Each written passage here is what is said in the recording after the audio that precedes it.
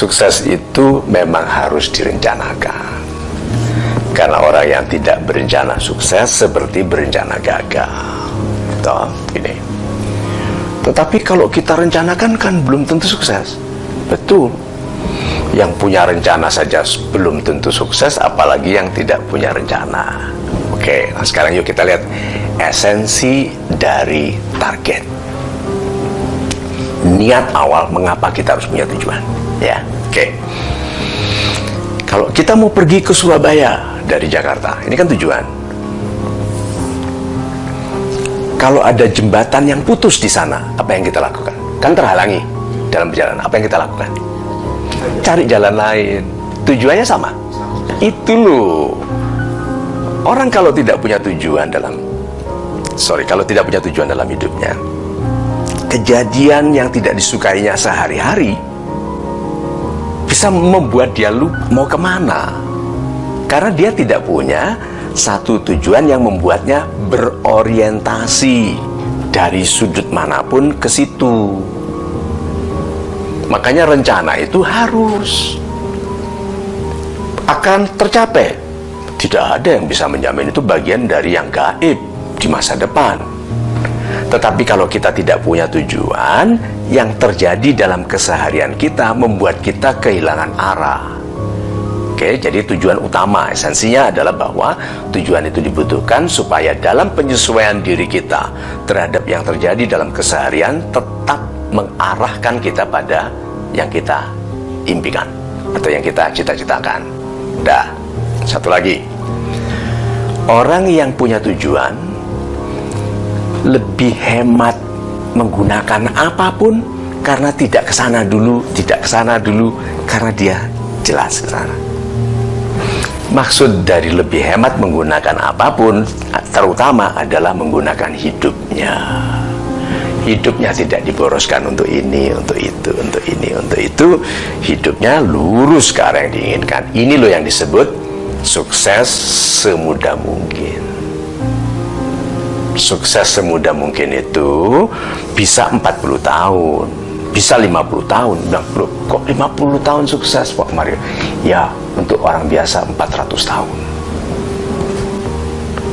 Orang ini 60 tahun mencapai yang dilakukannya, tapi kebesaran dari yang dicapainya membutuhkan orang biasa yang nggak fokus 400 tahun. Itu namanya sukses semudah mungkin. Tuh. Gampangnya ya memang oke, 30-an sudah sukses, oke, 40-an sudah sukses. Tapi yang penting adalah besarnya yang dicapainya. Nah, besar yang dicapainya ini berarti besar kemanfaatannya bagi sesama, bagi perlindungan alam, bagi pemuliaan ciptaan Tuhan. Ini besar. Rencana harus, karena kita perlu untuk memfokuskan semua energi ke satu titik. Terus begini, bagaimana kalau salah? Kita salah tujuan, salah target. Kita harus percaya pada konsep kasih sayang Tuhan. Tuhan tidak sampai hati membiarkan orang baik salah arah, dituntun. Mencoba ke sana ketemu penasehat, mencoba ke sana ketemu kekasih palsu, mencoba ke sana gagal pernikahannya. Itu sehingga bilang, oh iya ya, seharusnya aku ke sana. Ternyata dia lihat, oh my God, ini mungkin yang dikatakan orang bahwa kadang-kadang sukses itu comes from the misstep. Kadang-kadang sukses itu terjadi karena salah langkah ke arah yang tepat.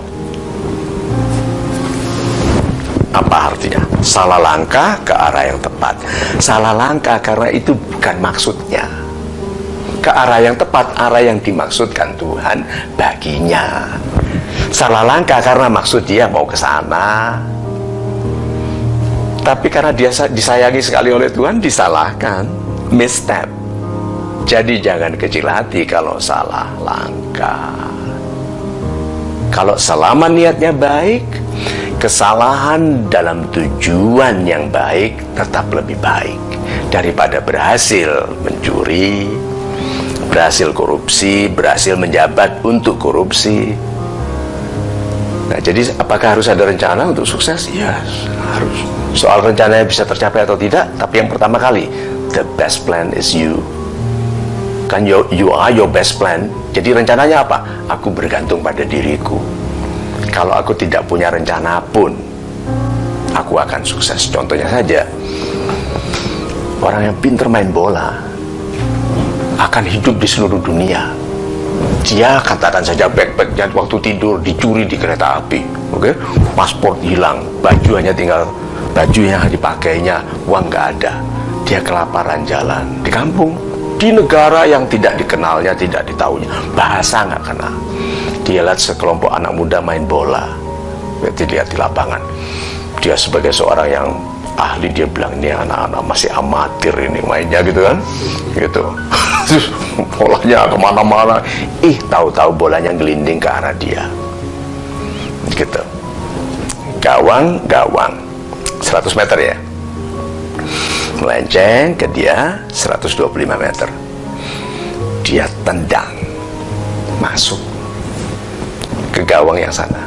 Apa yang dilakukan oleh 22 orang ini plus coachnya plus semua penggembira, apa yang dilakukan? Nah, tendang mas, waktu tendang dia udah jalan, kan dia mau cari kedutaan. Waktu tendang itu yang nggak lihat lagi, jalan masuk. Apa yang dilakukan? Dikejar, ikut kita klub kita mana, ikut Persema aja gitu. Gitu, enggak, Persib aja gitu kan. Nah itu loh, diperebutkan kan. Dia bilang no language, I cannot speak your language. It's okay, money, you know money, gitu dia, dolar, money. Itu loh. Berarti anak muda itu harus betul-betul punya kemampuan yang dihargai orang dimanapun dia berada. Coba bayangkan, kalau katakan kemampuan itu bisa dihargai sekali di Magelang, ya, hebat sekali di sana, di Mojokerto, atau dia memang mau mendirikan K-pop, band K-pop Kediri, gitu. Itu bisa. Dan jadi kalau gitu, sukses harus direncanakan, dan rencana terbaiknya adalah kualitas pribadi Anda.